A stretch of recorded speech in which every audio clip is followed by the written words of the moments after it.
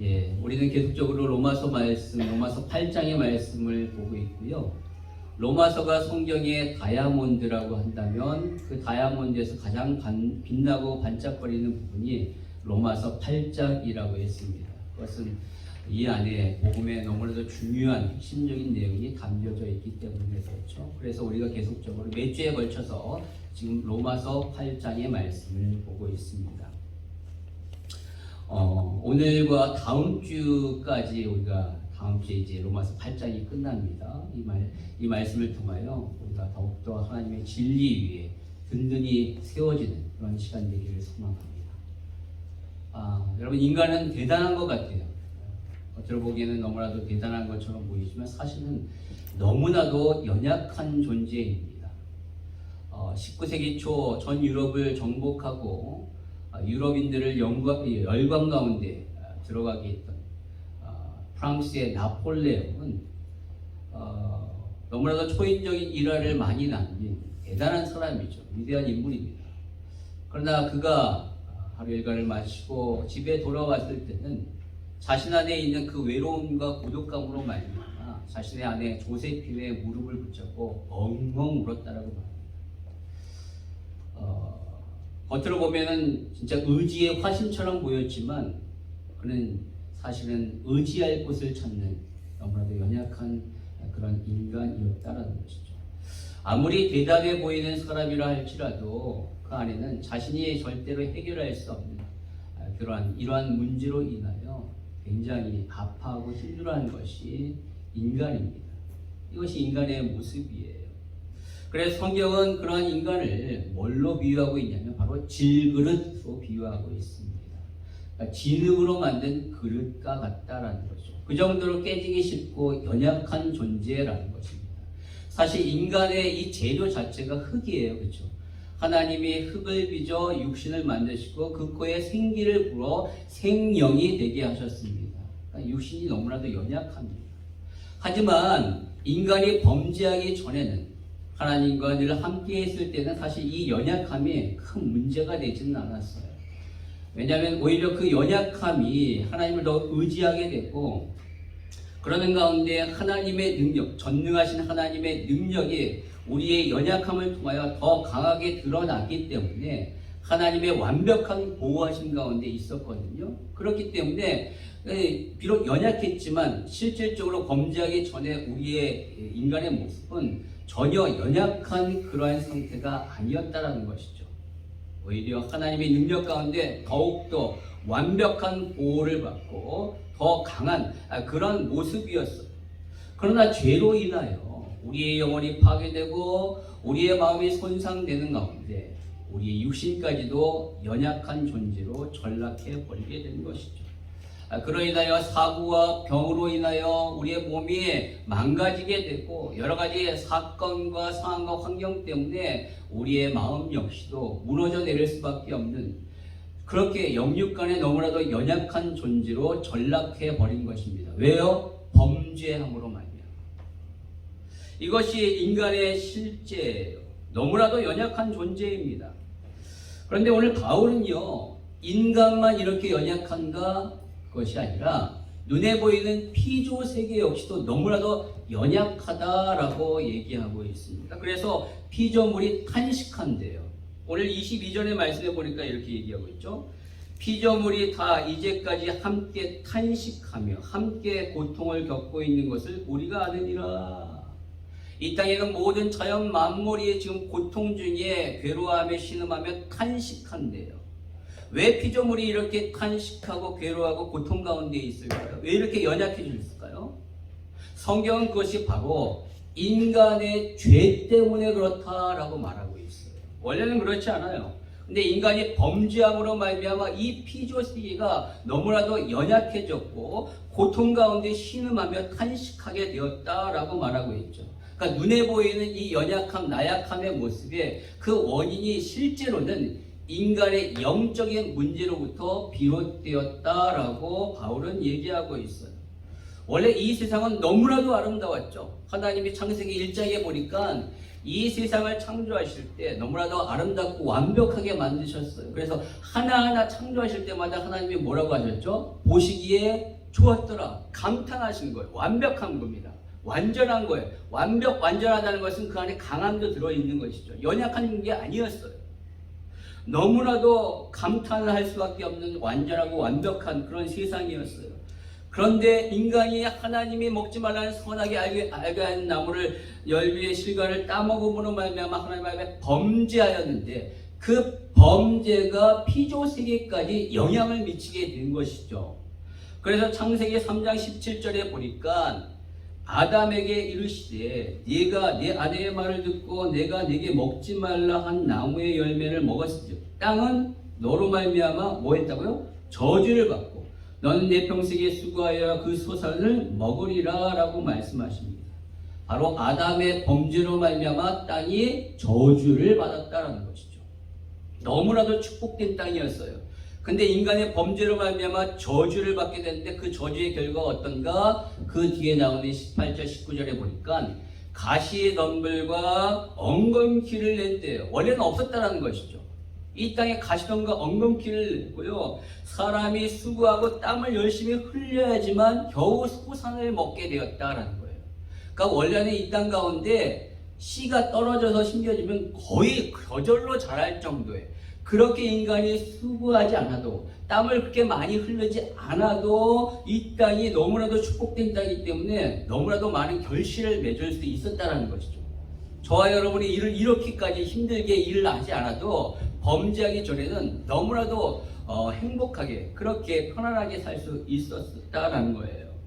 그러나 인간이 범죄함으로 말미암아 아무리 농사를 열심히 져도 가시덤불과 엉겁기 때문에 제대로 된 결실을 맺지 못하는 그러한 상태로 전락하게 되었다라는 것이죠. 왜 이런 저주를 받게 되었습니까? 누구 때문에? 인간 때문에. 인간이 범죄함으로 말미암아 이 땅까지도 저주를 받게 되어서 피조세계가 그로 말미암아 고통 중에 신음하며 탄식한대요. 괴롭다. 그 괴로움의 절정이 언제 나타났습니까? 바로 노아 홍수 때 나타났잖아요. 이 땅의 죄악이 너무나도 관영하여 하나님이 참다 못해서 이제는 물로 완전히 쓸어버리겠다라고 해서 물의 홍수 심판을 내리셨잖아요. 전 지구가 물에 완전히 덮여버렸습니다. 모든 피조세계가 물에 수장되어서 끝난 거예요. 여러분 그때 피조물들이 얼마나 고통스러워했겠습니까? 자신의 잘못이 아니라 인간의 범죄로 말미암아 이렇게 괴로움 당하고 있는 너무나도 아파했을 거예요. 그런데 지금 여러분이 보시면 아시겠지만 자연이 얼마나 아름답습니까, 사실. 특히 뉴질랜드의 자연은 너무너무 사실 아름답죠. 너무나도 푸르고.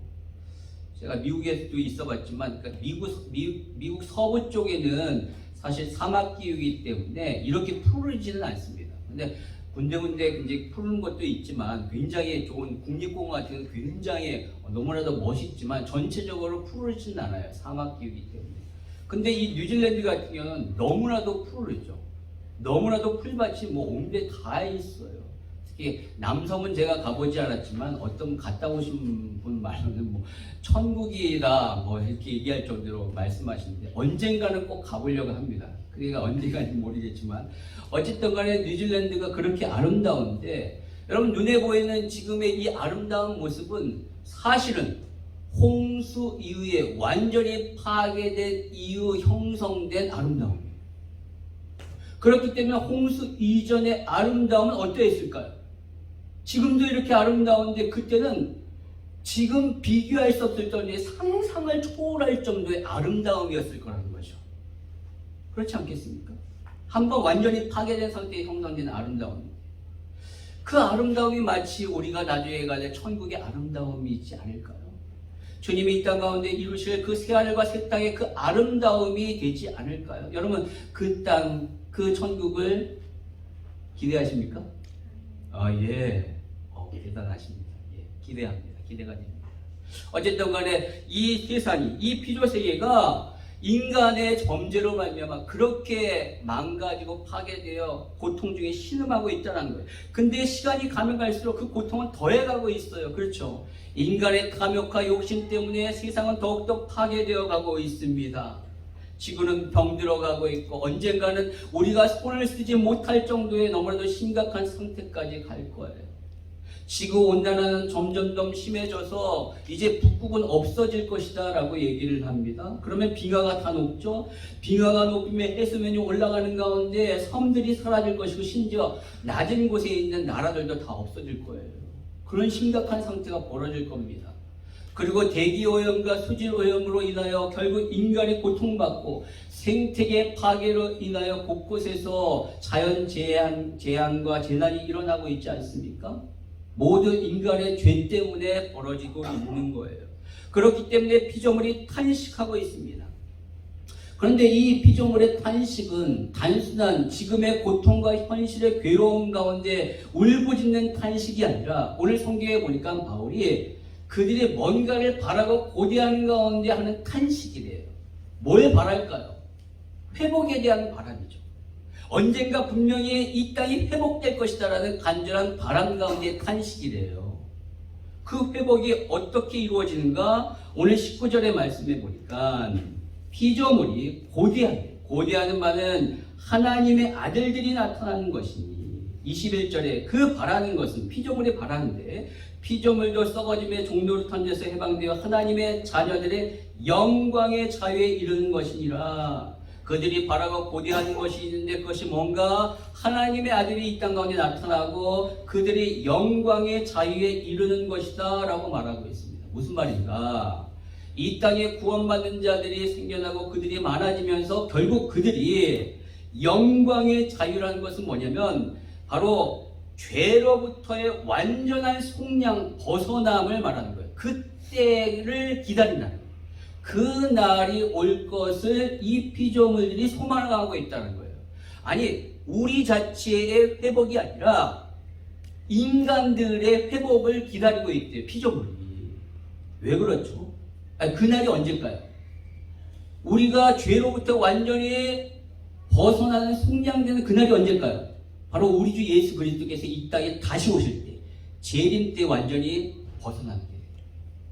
왜 주님이 이 땅 가운데 영광의 재림지로 오실 때, 심판지로 오실 때 죄의 권세는 완전히 꺾이게 되거든요.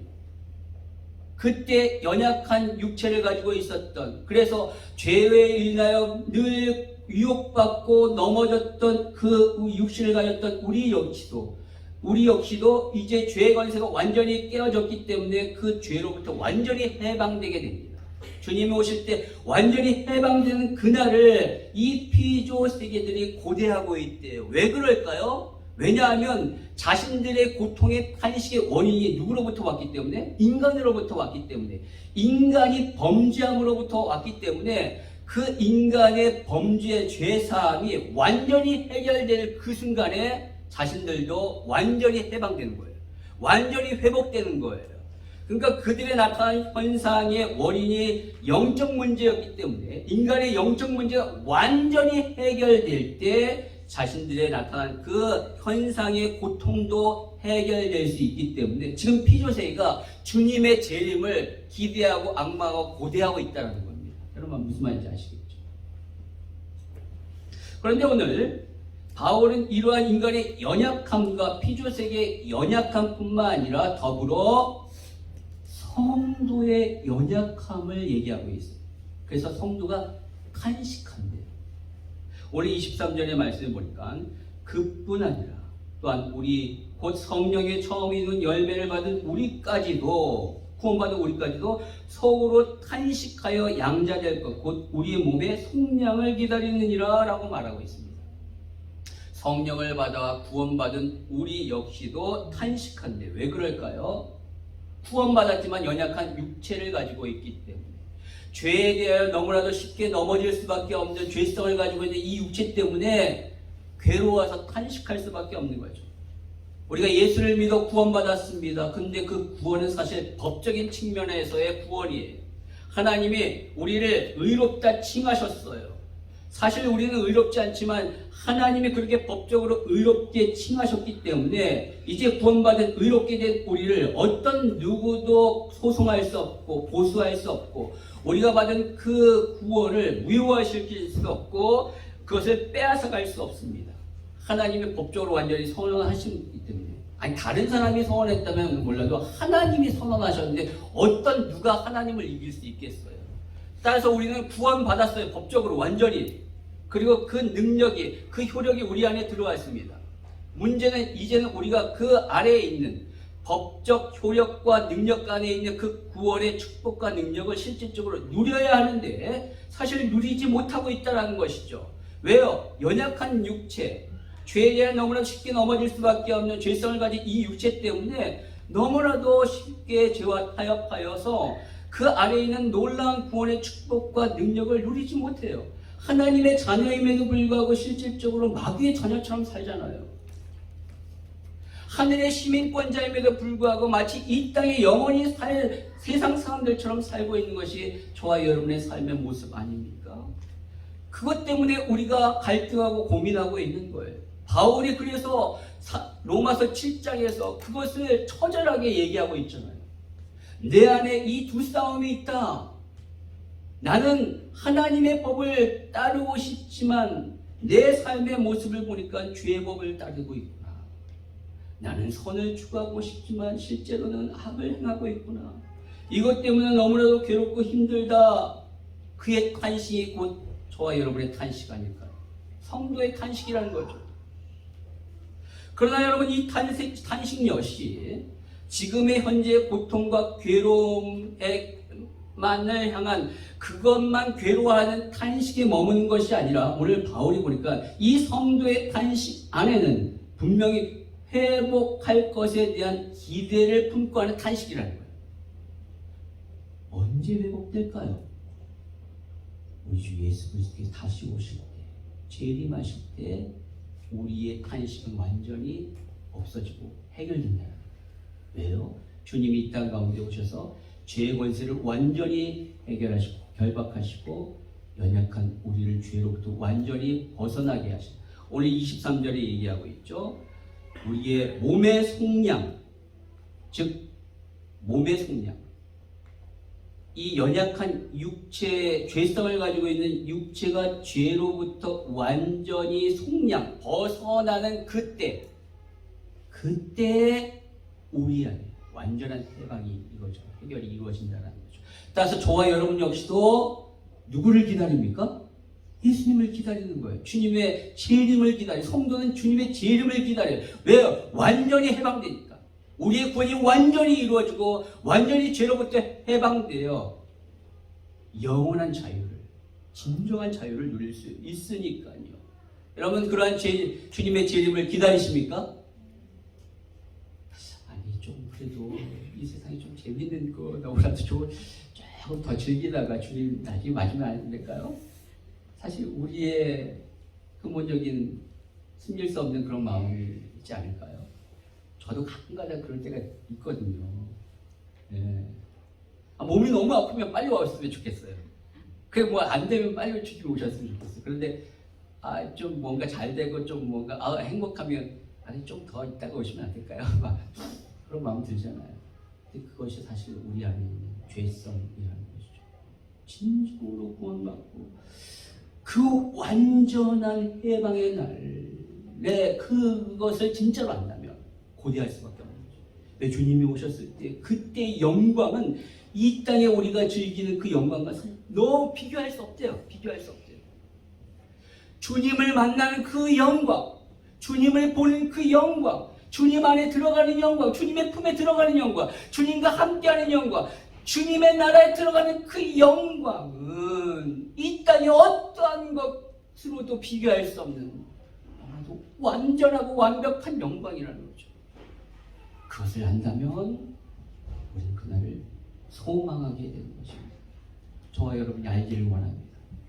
그날을 소망하기를 원합니다. 그것이 진정 구원받은 성도의 삶의 자세인 것이죠. 자, 그렇다면 성도의 탄식은 주님의 재림 때 해결됩니다.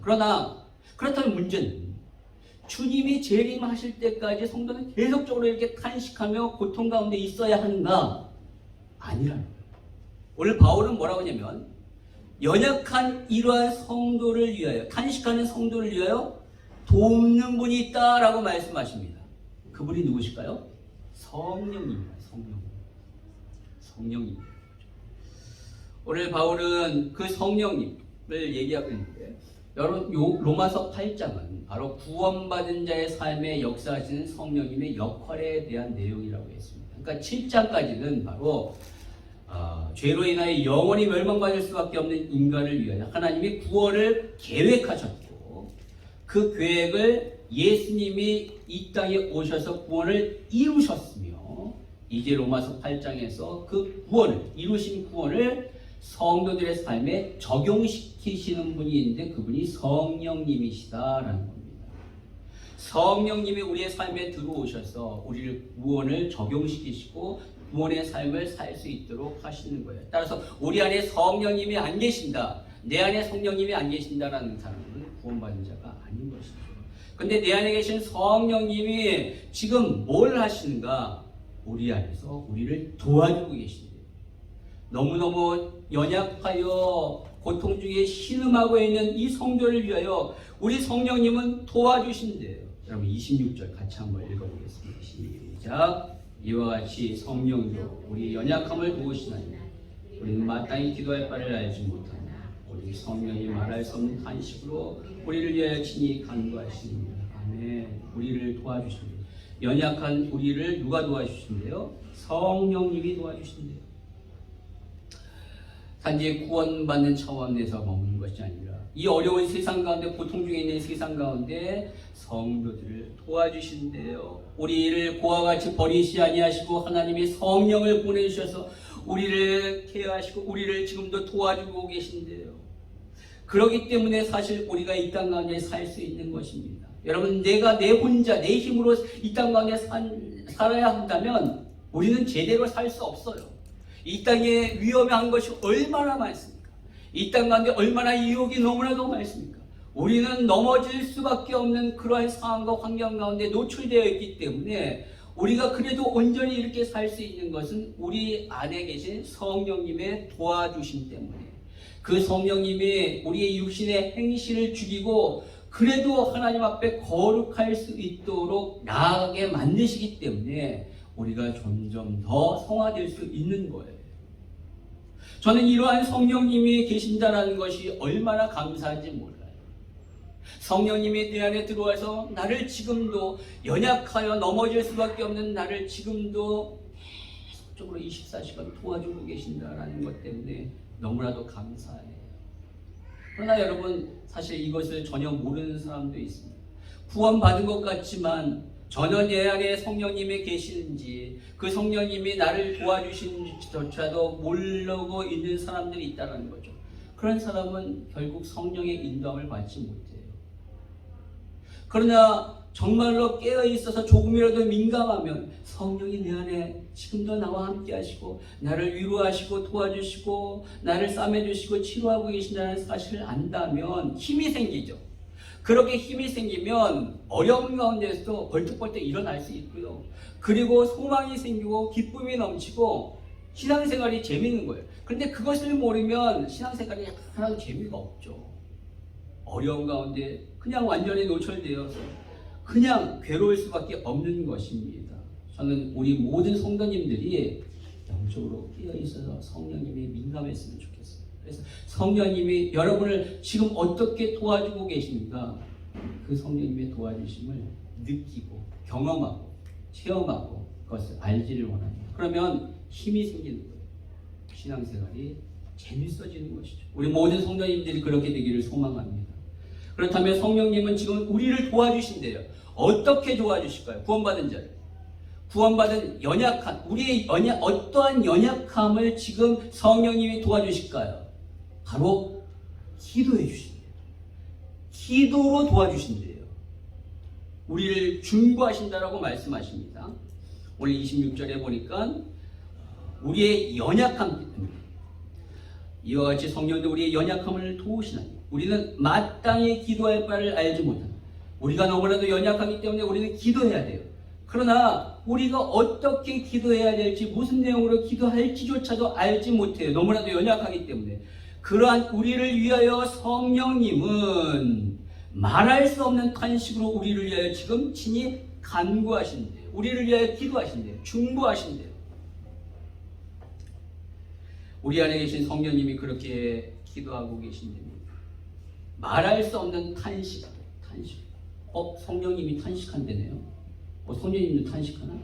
근데 여러분, 이 탄식은, 성령님의 탄식은 피조세계와 또한 성도의, 그러니까 피조세계와 성도가 탄식하는 것은 자기 자신의 문제 때문에, 자신의 괴로움 때문에 탄식하는 것이지만, 이 성령님의 탄식은 본인의 문제가 아니라 우리 성도의 연약함 때문에 하는 탄식이라는 거죠. 구원받은 영준이가 지금 너무너무 아프고 힘들고 어렵습니다. 하나님 도와주세요 라고 저를 위한 탄식이라는 거예요. 얼마나 감사한지, 얼마나 성령님이 그렇게 저를 위해 탄식하며 기도하신다. 성령님, 오늘 바울은 그 탄식이 기도라고 말하고 있습니다. 누구에게 기도할까요? 하나님께 기도하는 거겠죠. 하나님께. 우리가 하나님 앞에 기도해야 되는데 연약하여 뭘 기도해야 될지도 알지 못하는 우리, 그래서 기도하지 못하는 우리를 위하여 성령님은 지금 하나님께 간구하고 대신 기도하고 계셔요. 이 얼마나 감사합니까? 아무도 여러분을 위하여 기도해 주는 사람이 없다 할지라도, 아무도 여러분들을 신경 쓰지 않다 할지라도, 여러분 안에 있는 성령님은 여러분을 위하여 지금도 하나님 앞에 기도하고 계십니다. 그 사실이 얼마나 감사하고 우리에게 희망과 소망을 주는지. 여러분, 복음성가 중에서 우리 그 찬양이 있잖아요. 누군가 널 위하여 누군가 기도하네. 내가 홀로 외로워서 마음이 무너질 때 누군가 널 위해 기도하네. 우리 다시 한번 찾아볼까요? 누군가 널 위하여 누군가 기도하네. 내가 홀로 외로워서 마음이 무너질 때 누군가 널 위해 기도하네. 누가 기도하십니까? 성령님이 기도해 주십니다. 우리 주님이 여러분을 위해 기도하십니다. 사실 우리는 너무나도 연약하기 때문에 진짜 어떻게 기도해야 할지도 모릅니다. 제자들이 그랬어요. 3년이나 주님을 따라다녔던, 그렇게 훈련받았던 제자들조차도 어떻게 하나님 앞에 간구해야 될지 몰랐습니다. 전혀 엉뚱한 것을 구했어요. 주님이 잡히시는 그날 최후의 만찬 때 그들이 주님 앞에 구했던 것이 무엇입니까? 어처구니가 없어요. 그들이 뭐라고 구합니까? 주님, 우리가 구하는 바를 주시기를 원합니다. 그러다 주님이 말씀, 너희가 무엇을 하기를 원하느냐? 그러자 그들이 말합니다. 우리를 하나는 주님의 우편에, 우리는 하나님 좌편에, 주님의 좌편에 앉게 해주십시오. 그러자 주님이 마가복음 10장 38절에 말씀하시기를, 너희가 구하는 것을 너희가 알지 못하는도다. 그들이 마땅히 구해야 할 것을 알지 못하고 그들은 지금 엉뚱한 것을 구하고 있습니다. 왜? 주님의 마음을 전혀 모르기 때문에, 주님의 뜻을 모르기 때문에. 이제 곧 십자가에 달려 죽으실 그 주님이 진정으로 원하는 것이 무엇인지 그들은 전혀 모르고 그저 자신의 욕심만을 바라며 그것만을 간구했던 거예요. 이것이 제자들의 현실이에요. 그러나 여러분, 제자들만 그럽니까? 저와 여러분도 마찬가지죠. 우리가 하나님 앞에 구하지만 사실 우리의 욕심과 우리가 원하는 바람만을 구하고 있지 않습니까? 전혀 하나님의 뜻이 아님에도 불구하고. 그런데 오늘 성령님이 우리를 위하여 구하신대요. 이렇게 연약하여 무엇을 구하실 줄 알지 못하는 우리를 위하여 성령님이 구하시는데, 그 구하심은 하나님의 뜻대로 구하는 구하심이다. 기도다라고 말하고 있습니다. 27절 같이 읽겠습니다. 시작. 마음을 살피시는 이가 성령의 생각을 아시나니 이는 성령이 하나님의 뜻대로 성도를 위하여 간구하시니라. 아멘. 그럼 기도란 그겁니다. 기도는 내가 원하는 것, 내 뜻을 하나님 앞에 구하는 것이 아니라 하나님의 뜻이 내 삶에 이루어지기를 구하는 것이다. 여러분, 예수님의 기도가 그러했다는 거죠. 그 겟세마네에서의 처절한 예수님의 기도를 보십시오. 그 죽음의 잔이 벗어나기를, 나에게서 지나가기를 간절히 땀방울이 핏방울이대로 간절히 기도하셨던 그 예수님의 기도의 결말이 뭡니까? 하지만 나의 원대로 마오시고 아버지의 뜻대로 되기를 원합니다. 그 아버지의 뜻대로 그 죽음의 잔을 받지 않습니다.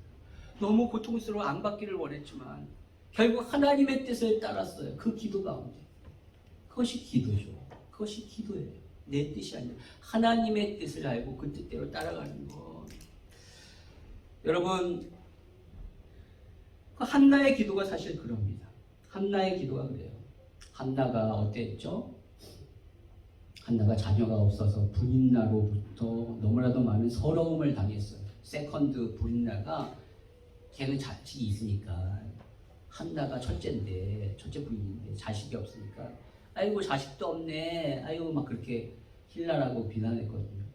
그 원통함을 가지고 한나는 매년마다 여호와의 집에 올라가서 기도했대요. 뭘 놓고 기도했겠어요?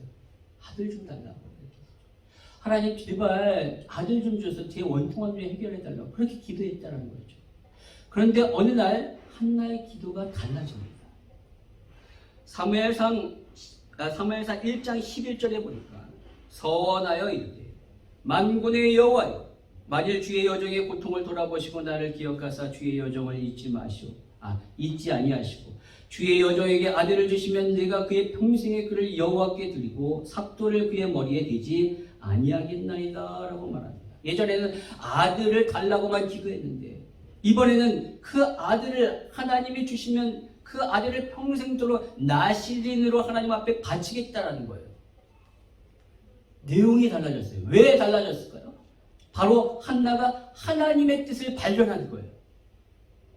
이스라엘 역사상 가장 암울한 사사기 말기에 있는 이 지금 상황 가운데 하나님의 마음을 기쁘시게 할 사람이 아무도 없다는 것을 발견한 것이죠. 대제사장 엘리는 있지만 성경에 보니까 그의 눈이 점점 어두워져 갔대요. 영적인 눈이 어두워져 간 거예요. 그의 몸이 비대해져 갔대요. 영적인 게으름 가운데 비대해져 간 거예요. 그래서 그 아들들의 행악함이 있었지만 그 행악함을 제대로 막지도 못하고 온전히 이스라엘을 하나님 앞에서 예배자로 세우지 못했다는 거예요. 그래서 이스라엘은 온전한 예배를 드리지 못한 그런 암의 상태에 있었던 것이죠. 바로 이 시대의 안타까움 가운데 이 안타까움이 기도하고 있었던 한나의 마음에 확 들어오게 되는 거죠. 그래서 한나는 아들을 주신다면 내 아들이 아니라 하나님의 아들로서 완전히 바쳐 이 혼탁하고 암울한 세상을 하나님이 원하시는 그러한 세상으로 바꿀 그러한 인물로 드리겠다라고 소원한 거예요. 그렇다면 이 아들은 누구의 아들일까요? 한나의 아들입니까? 하나님의 아들입니까? 하나님 아들이에요. 하나님 거예요. 왜 하나님 앞에 바쳤습니까? 비록 자기가 낳았지만 이 아이는 젖되자마자 실질적으로 여호와의 전에 들려져서 평생을 여호와의 전에 살았죠. 여러분, 그렇다면 자식이긴 자식이라도 내 품에 있지 않으니까 온전한 자식이 아닌 거예요. 그러면 분인나가 뭐라고 했어요? 아이고 아들이 있지. 근데 아들 제대로 봤어? 평생 같이 살지도 못하고 그 아들이 있으면 뭐예요? 아버지의 대도 있지 않고 그냥 하나님 일만 한다고 그러니까 그렇게 또 손가락질하고 놀려댈 거예요. 한나가 그걸 모를까요? 합니다. 그럼에도 불구하고 한나가 이렇게 기도하는 이유가 뭐예요? 하나님의 뜻을 알아버렸으니까. 하나님의 뜻이 그의 마음에 확 들어갔으니까 이제 그거 상관없는 거예요. 이 시대의 고통과 아픔, 하나님의 아픔을 아니까 내 아들 하나님 앞에 바치고 아들 없어도 이제 상관없습니다. 그런 거죠. 기도의 내용이 달라졌어요. 하나님의 뜻대로 구하게 된 것이죠.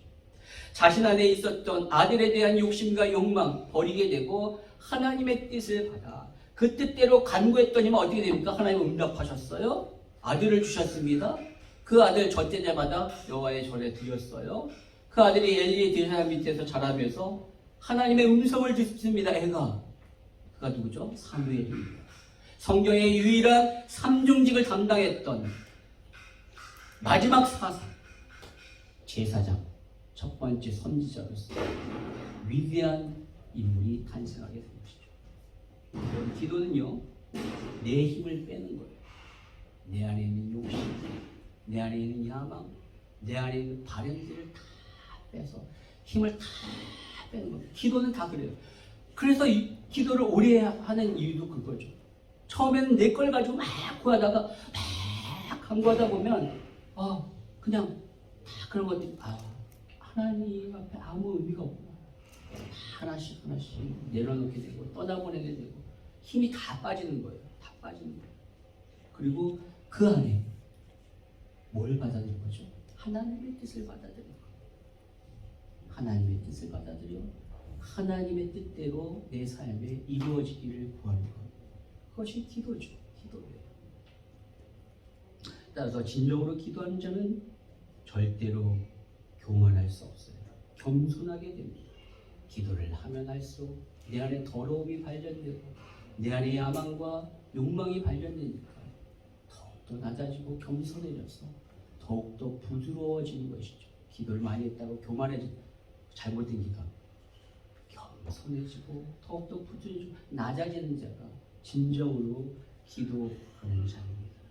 오늘 바울은 바로 성령이 우리를 위하여 하나님의 뜻대로 구하신대요. 어떻게 그러실 수 있을까요? 왜요? 성령은 하나님의 영이시기 때문에 그렇습니다. 하나님을 하나님의 영 외에 누가 더 잘 알겠습니까? 오늘 27절의 말씀에 보니까 또한 하나님의 영 성령의 생각을 하나님보다 누가 더 잘 알겠어요? 바로 하나님과 성령님은 서로를 너무나도 잘 알고 너무나도 잘 이해하십니다.